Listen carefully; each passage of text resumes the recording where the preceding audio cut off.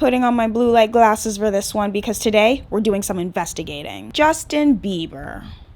You're not getting it. It's not clocking to you. It's not clocking to you that I'm standing on business, is it? Justin Bieber is one of those pop stars that genuinely doesn't feel real to me. His whole life could be a coming of age story that slowly turns into a thriller because we don't know what is going to happen next. I'm actually quite scared. Today I want to talk about the life and career of Justin Bieber and what seems to be his 9 lives. There's something new happening every 1.5 years that I just can't keep track of. My personal relationship with this man has always been more on the observer side. I would call myself a casual listener more than anything. I've never been a believer per se, so I kind of just supported him from afar. But I do appreciate him though, because he's one of the few true teen heartthrobs that came from the internet age that really shook up the culture, and I don't think will ever be replicated again, so he holds a very special place in my heart. Justin was just your average Canadian kid, and he did lots of Canadian things like play hockey. There's so many stereotypical Canadian jokes I could make about that, but I'm not going to. I can honestly say that Justin was a musical prodigy as a kid. He was playing all kinds of instruments around the house. The drums, the guitar, and he was singing his little heart out.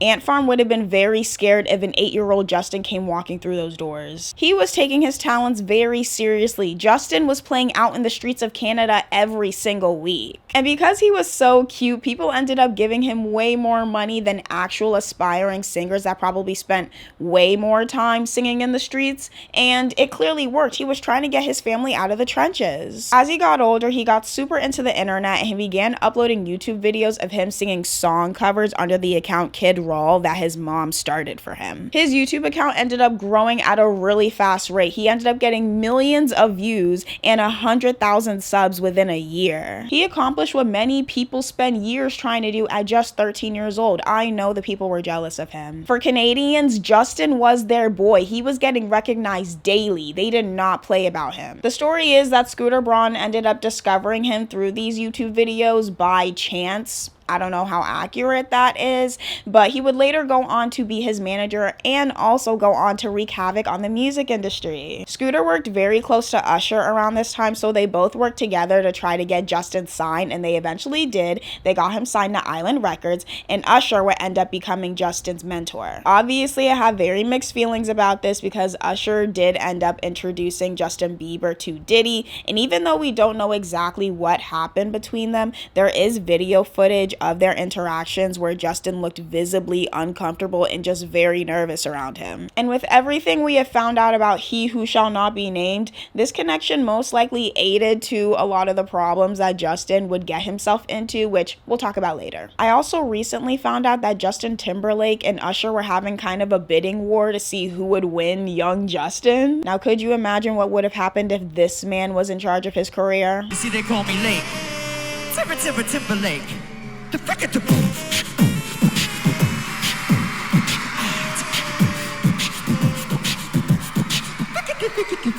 We may never know. So Usher won the contest and little Justin was shipped off to the US to become an overworked teen pop sensation. He would go on to release his first EP, My World, in late 2009, and it was very bubblegum teen pop made to make any 12-year-old girl obsessed. The first single from the EP was One Time, and I wasn't personally there when this song was making its rounds, but I do hear that it was the Canadians' national anthem at the time. When I met you, girl, my heart went knock, knock, knock. Now them butterflies in my stomach won't stop. Usher was really propping JB to be the next big thing, and he even appeared in the music video by giving him a little ring on his cell. I'm just playing video games with Ryan. You think you can hold the house down till I get back? Yeah, I can do that. I love this. I'm a sucker for cheesy cameos. And they would also do performances together time to time, like at the 2011 Grammys.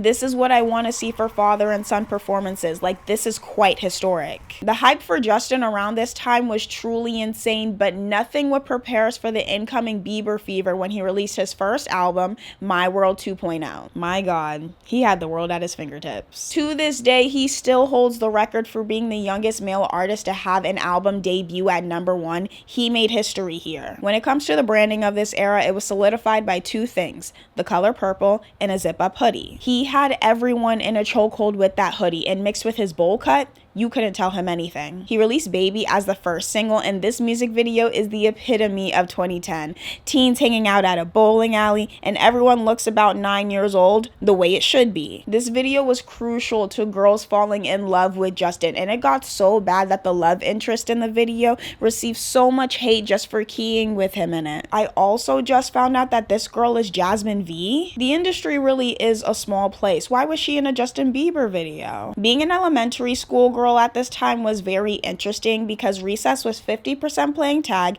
and 50% discussing our obsession with Justin. I'm going to admit that I was one of the girlies that made a personality out of hating him because I despised anything popular at the time. Yes, boo me, I was a loser. I would say my true introduction to Justin was in the Nickelodeon musical movie Schoolgirls.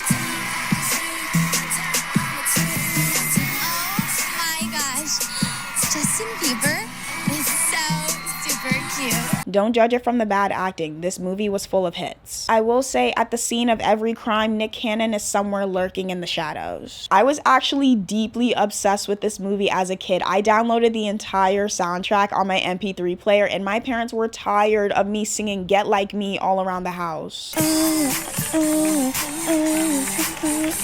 Get like me. Justin was working with heavy hitters in the industry very early on. He had a feature from Ludacris, a collab with Sean Kingston, but my favorite will always be the Somebody to Love remix with Usher. I need somebody to love, yeah. This is one of those songs that makes life worth living after a very long week. It was also during this time that so many young boys and shockingly adults had this deep hatred for Justin for no real reason. The general public dislikes anything that teen girls like, and because he was more on the cutesy side rather than full-blown hot teen sensation, everyone just had the smoke for him with a very deep passion. And people had no problem telling him this to his face, because why not try to provoke a young kid for fun? I think what I appreciated most about this era was Justin's interviews, because he had no media training yet. Critics will say that you are basically a product of marketing. Okay. That when it comes down to it, it's all the YouTube hype, it's all the attention you get online. Okay. Do you see yourself as a product of marketing hype? I think that everything happened organically. It wasn't something that the record label was pushing. It was basically happened because my fans liked me. And I think that coming from Stratford, Ontario, and just like, it basically gave others like hope, because I come from basically somewhere that nothing really comes from there. Like nothing, like nobody's ever came out of Stratford, Ontario and been famous or... Wait, Lloyd Robertson has come out of Stratford, Ontario and been famous. He anchors the national news on CTV. I'm just saying there hasn't been somebody to come out and be known worldwide. Okay. Do you agree on that point? Well, you know, it's hard to say. A 15-year-old Justin whacking this lady will always be so funny to me. 2011 was a huge year for Justin. He was now the teen heartthrob of the decade. He was filling up malls with meet and greets. The streets were packed with teen girls bawling at the sight of him. It was insane. But more importantly, it was when he released the Never Say Never concert film. This was a huge event. It was put out into theaters, and teen girls swarmed at the movies to see him on the big screen. It was crazy successful. It became the highest grossing music concert movie at the time, and it wasn't surpassed till Taylor Swift's Eras Tour in 2023. Speaking of Never Say Never, it was not too long ago that a tweet went viral saying Jaden's verse on the song was absolute trash, and a bunch of people were agreeing in the comments. Y'all can't possibly be talking about the verse with this iconic line. I be trying to chill, they be trying to side with the thrill. No pun intended, was raised by the power of will. Do y'all hate talent? Because this is excellence. Justin was now the blueprint for the male teen pop star. There would later be carbon copies of him to try to take his place in the industry. He was definitely on the mood board for record labels' important meetings. Early 2010s pop boys Austin Mahone, Cody Simpson, and Grayson Chance came out the woodwork to replace him, but it just didn't hit the same because their careers were only hot for maybe like a couple of years at the most. As Justin got older, so many adults had this very weird liking to him, pretty much to the point to where he was being sexualized and asked very inappropriate questions like all the time. The amount of videos I've seen of adults well into their 30s or 40s asking a young 17-year-old Justin about his sex life is just very concerning. First of all, you're only 15, right? Yep. So what is this girl situation? Have you like been in love? Have you kissed girls? Like, how do you sing about girls? Have you had a lot of girlfriends? Have you had your first kiss yet? Yeah. Do you want to talk about it with us? I don't care, sure. Okay, go ahead. Go for it. What was it like? You guys never gave me the sex talk. Okay. So why don't you give me the sex talk? I feel uncomfortable right now. Oh. Why do you want to know the sex talk from a 15-year-old boy? That's pretty weird. Wow!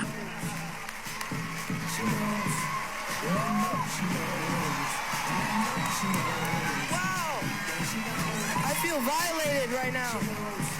Wow. How have you been enjoying the night so far? Great. I just got to neck Justin Bieber and grab his butt. I saw that you like totally, like it was like a full-on almost makeout session. A little cougar scary. Yeah. But I took the opportunity in the window, considering I'll never get to do it again, and kind of looked at him.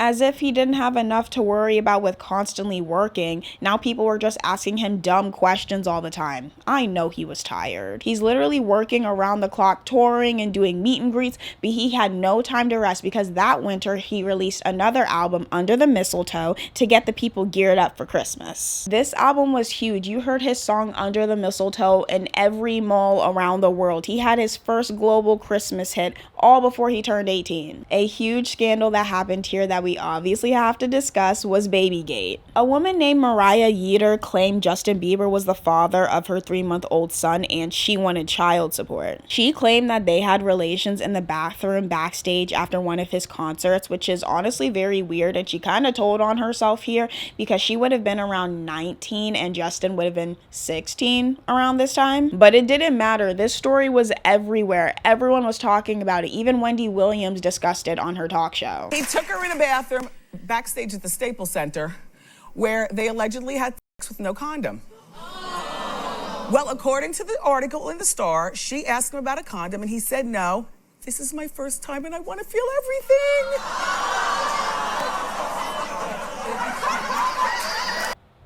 I'm sorry. Did no one think this was weird? Mariah did lots of interviews about it. I know it's tough, but it is. Yeah. I know it's tough, it but is. could one of those girls substantiate this story? Could one of those Give me 1 minute. Okay.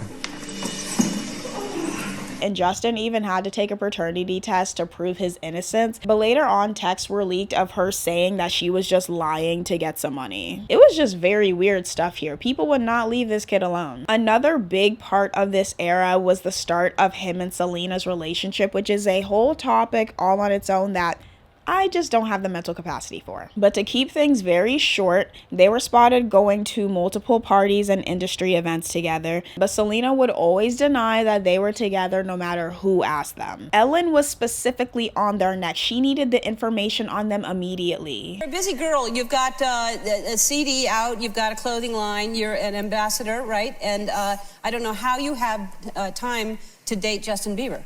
What? Oh, brother.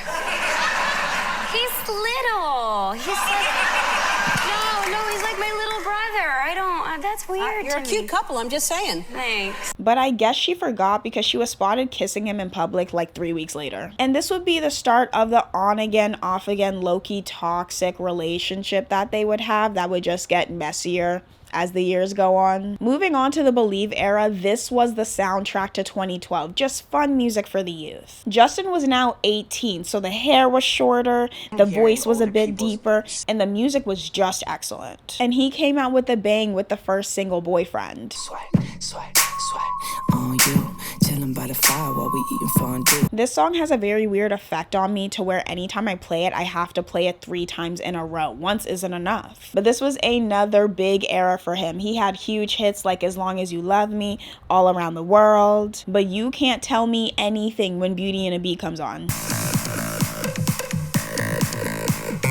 If I say this is top 5 best collaborations of all time, Justin Bieber, you know I'ma hit him with the ether. Buns out, wiener, but I gotta keep an eye out for Selena. Who's Gonna Jump Me? I'm not kidding when I say I really thought house parties would look exactly like this music video. The lines "I wanna party like it's 3012 tonight" are words I still live by to this day. But right here with Drake is my favorite off the album, You Will Always Be Famous. Like I said before, this era was another huge one for him. He had the Believe tour, he did the Victoria's Secret fashion show in the most 2012 outfit ever. But I love seeing it every time. Justin was also using his music to be very shady. Remember the crazy lady Mariah? Yeah, he made a song called Maria on the album, and he even did interviews being very clear about who the song was about. Maria? Yeah. What's that song about?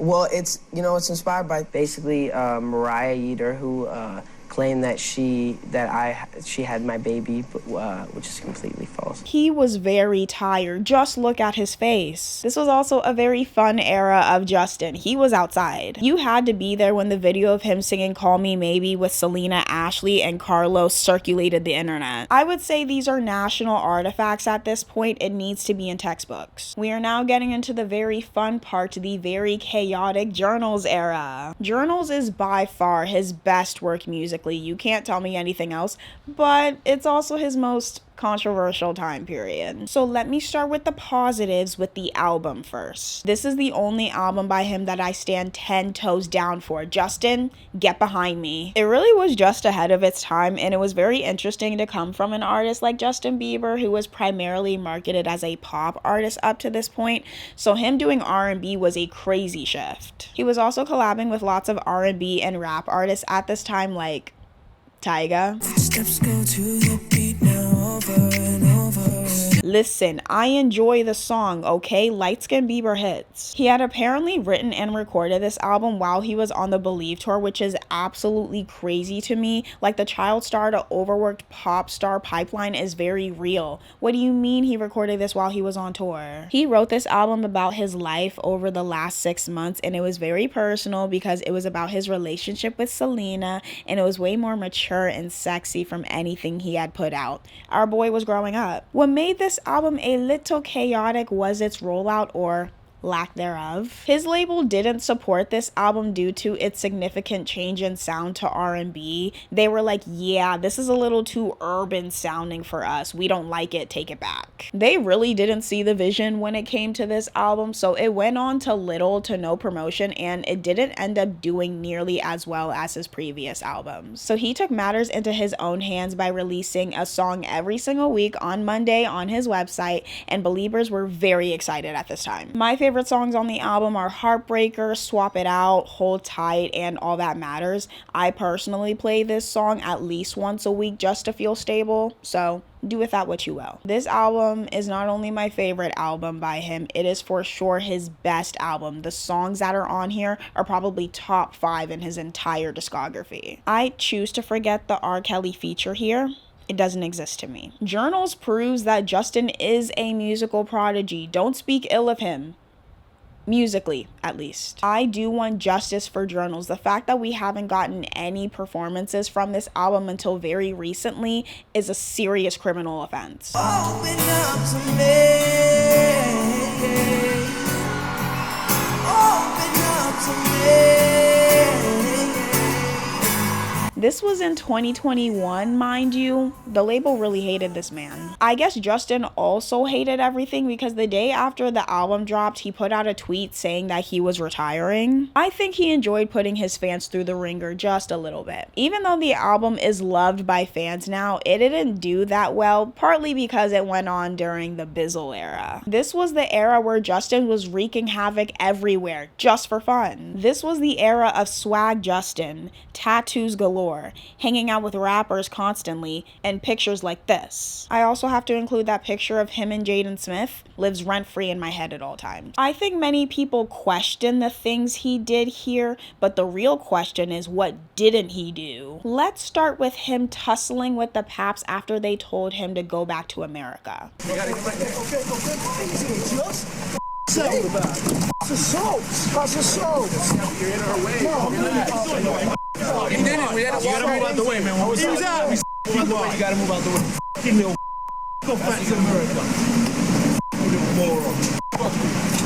What'd you say?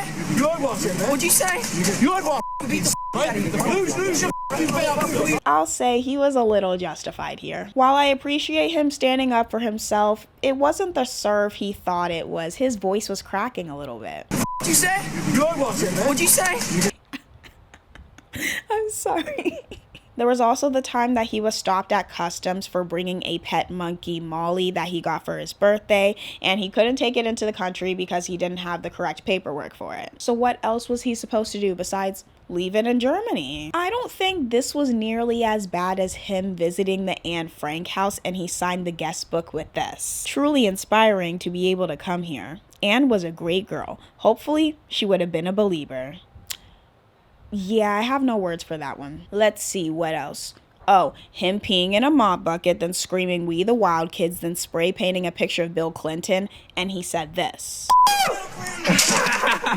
But he felt very badly about that, so he called Mr. Clinton the next day to apologize, and they clearly worked things out because the next day Justin tweeted, "At Bill Clinton, thanks for taking the time to talk, Mr. President. Your words meant a lot. Hashtag great guy." He also had his Mariah Carey diva moment by having his bodyguards carry him up the Great Wall of China. This one I'm not that mad at. I find it very entertaining. But we're obviously not going to gloss over the racist video that resurfaced of him when he was younger making racist jokes and saying the N-word multiple times. He later came out with a lengthy apology saying he was very ignorant as a kid and looks back at the video with embarrassment and regret and now knows how deeply hurtful that word is to the Black community, and he's grown since that point and will never make that mistake again. I don't know, with things like this I always just roll my eyes a little bit, like I'm tired of seeing the Notes app apology. Why is this always a rite of passage for white artists or influencers? Like, I'm scared to support anyone publicly because I'll end up looking like a fool. Like, sure, you were young, but nothing went off on your head. Like, maybe I shouldn't say these things on the internet, or at the very least say this on camera. No light bulb went off. And then there was the questionable graffiti art he did. So yeah, obviously I can't end this without talking about his arrest for drag racing and an eventual DUI, which gave us this iconic picture. If we could sum up 2014 in one image, it would definitely be this one. He also allegedly sent his bodyguards to jump a photographer, which is where we got this video. Guess what? Guess what? I don't recall. You couldn't make this series of events up. He went crazy here. There's probably 10 more bad things I could name that happened, but we don't have time for that. The backlash from all of this was so bad that a petition of thousands was signed for the White House to deport Justin. People wanted this boy gone. It was the second biggest petition on the site with 250,000 signatures. Clearly it didn't work, but it was interesting that even Michelle Obama gave a statement by saying that Justin's mom needs to be in his life more. Beyonce also gave her stance by posting his mugshot on the screen at her On the Run tour. I just know that killed him because one thing about Justin, he was the Beyonce stan. On tour, traveling around. Beyonce. Yeah. So I have the biggest crush on Beyonce. My dream collaboration would be with Beyonce. With Beyonce. She's great. Wow. Very hot. I heard you had a crush on Beyonce. There's a little yes, thing I called do. cheese. Beyonce's Beyonce. She has a beautiful voice and she's beautiful. And She's hot. All these shenanigans made him the most hated pop star on the planet, besides maybe Miley Cyrus. But Justin came out years later saying that this was actually a very dark period of his life because he was dealing with depression and other mental issues, and he felt really alone and just felt like he really couldn't trust anyone since all of the adults in his life were making every single decision for him since he was like 13 years old. So maybe we should look at all of this as a cry for help. So after this, he stepped back from the public eye for a couple of years. He joined a church, which ended up being very weird, but it's a thought that counts. And he really tried to turn his life around and become a better person. According to Justin, Bizzle died in a car accident, so no more antics from him. Justin then popped out with platinum blonde hair and a side part and was determined to get in the people's good graces again. And he did this by getting every A-list celebrity to count down the days to his upcoming single with "What Do You Mean" signs. This was the biggest event of 2015. Nothing else mattered because Justin was coming back. He released the single "What Do You Mean" and it was very different from the heavy R&B Bieber we had years prior and introduced a lighter, vibrant Justin with a tropical feel. This song completely ambushed my freshman year of high school, and I will never forgive him because radio stations were never the same after this. I'm putting sole blame on Justin for this becoming a hit. I was doing just fine before I met you. Let's just not talk about it. But I do have a very soft spot in my heart for Sorry. 'Cause I'm missing more than just your body. You move me in ways no other song could. He came back with a vengeance on this album. He had hit after hit. What Do You Mean? Sorry, Love Yourself. This isn't my favorite album by Justin, but that's not to say that I don't enjoy it every now and then. There are great songs here. I need to point out the excellence that is No Pressure. This is how you do a song.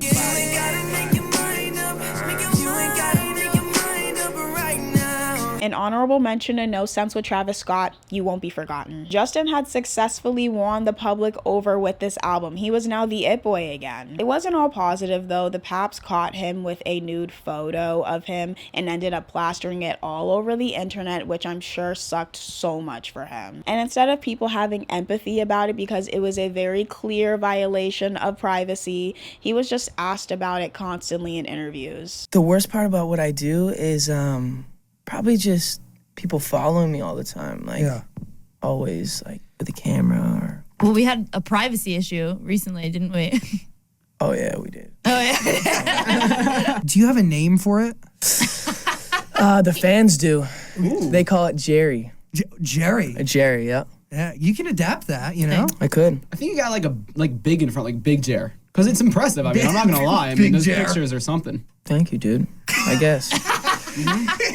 Let's keep going. Let's keep it going. He was clearly very uncomfortable with it, but no one cared about that. Justin was still dealing with mental health issues like depression and anxiety, and he was also diagnosed with Lyme disease, so he ended up canceling the last leg of his tour to really take care of himself and not push himself really for the first time in his life. And during this time, his dating life was all over social media for the sheer chaotic timeline of him and Selena's relationship that everyone was obsessed with. And it was around this time that he also started dating Hailey Baldwin. The lore of their relationship isn't something I'm gonna get super deep into because that's a whole video of its own that I probably won't subject myself to. So I'm gonna keep things very light and short to get through this timeline. December 2015, Jelena seemed to kind of be on the rocks. He was posting pictures of them on Instagram, but then a week later posted a picture of a supermodel with the caption, "Who is this?" I see he was still finding joy in creating chaos. He was later seen dating Kourtney Kardashian,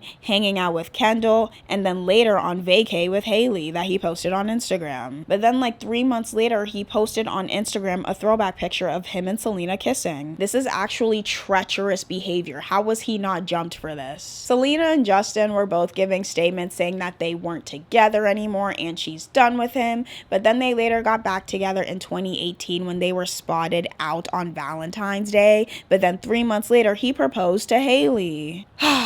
I just lost brain cells just reading off my script here. It wasn't just that this was clearly a very toxic situation going on here, but the fact that we, the common folk, had full knowledge of what was going on is just crazy to me. All of this would be the fuel to the supposed 2020s beef between Hailey and Selena, which I'm not touching with a 10-foot pole because I value my sanity. All I will say is that since Justin and Hailey have gotten married, they've been pretty open about their struggles, and it's no secret that his fans have treated her terribly since the day she put that ring on. Now, when it comes to the changes era, I don't acknowledge it. It does not exist to me. This is when I knew Justin was no longer serious about his music career because he tried to convince us that this was a love letter to his wife. Yeah, you got that the yummy.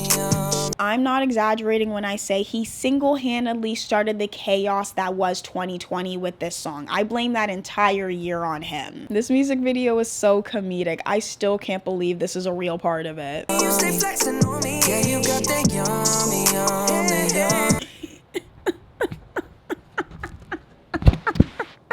He was promoting the hell out of this song. He had a big budget music video, collabs with famous YouTubers. He was gunning for that hit. What made all of this 10 times funnier was his desperate need to have the song go #1, because around this time, The Box by Roddy Ricch had been consistently climbing up the charts, and it was looking like that it was also heading for the #1 spot. So instead of just letting it all play out and seeing how the song would do, he begged his fans to stream the song by any means necessary. Did it work?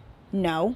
The Box went #1. The album of Changes itself was just very forgettable. It came and it went, came and it went. During this time, Justin was being very vocal about his struggle with fame, with people taking advantage of him and using him his entire childhood, and how it affected him physically and mentally into his adult years. At this time, Billie Eilish was skyrocketing into mega stardom at age 17, and he felt this strong need to protect her and be there for her so she didn't experience the same hardships he did. And this meant a lot to Billie because she was the JB stan. And their interaction at Coachella when they met for the first time is just so cute.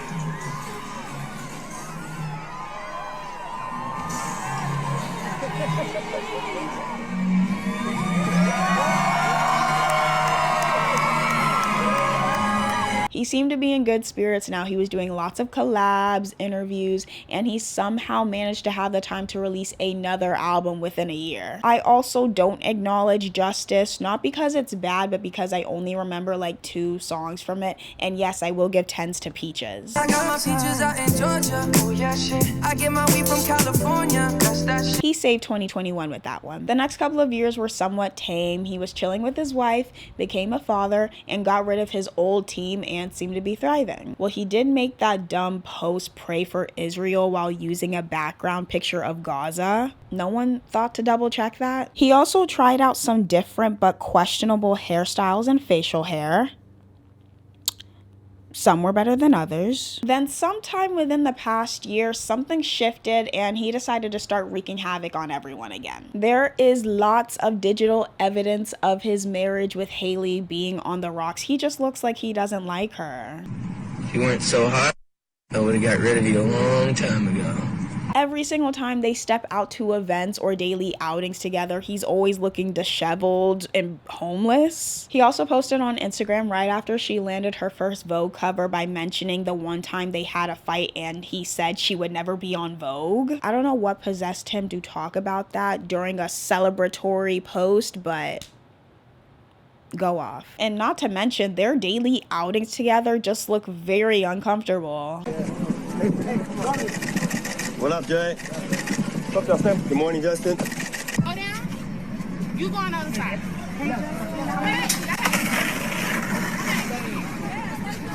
Go ahead, you don't fall, don't fall. Oh my God. No idea what she's talking about, ever. It wasn't just that his marriage seemed to be draining him, he just clearly is going through something mentally, because he just had a bunch of weird posts on social media and very concerning Instagram stories.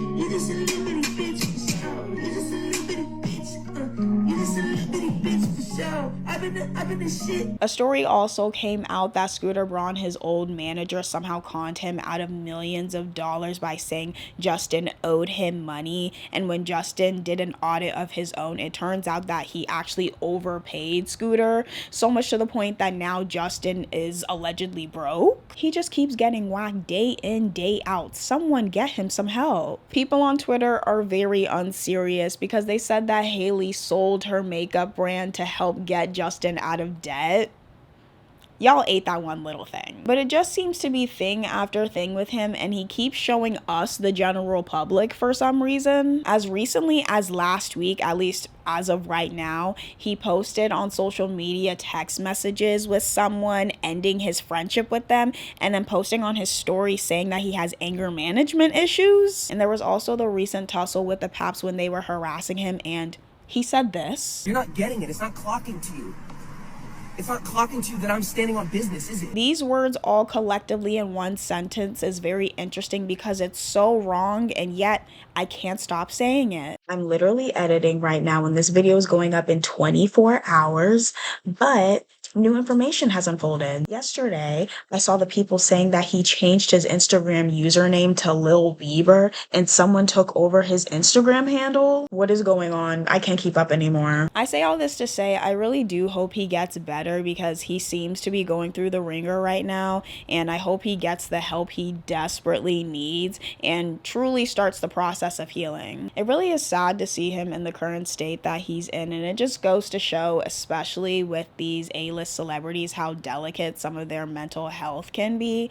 And, you know, as Gen Z, I think maybe we should stop making a joke of everything. But at the end of the day, again, I seriously hope he gets some help. That's all I have to say about our favorite Canadian, and what a wild ride it has been for the last 15 years for him. If there's anything you think I missed, please comment it down below. Let's get a little dialogue going, but positive vibes only. I don't like it when y'all yell. If you would like to see more of me and my weekly shenanigans, make sure to follow me on my other socials. I'm always getting into some random fun adventures. Thank you all so much for watching, and I will see you in the next one, which I have no idea when that would be, but be on the lookout. Okay, I'll see you guys next time. Bye.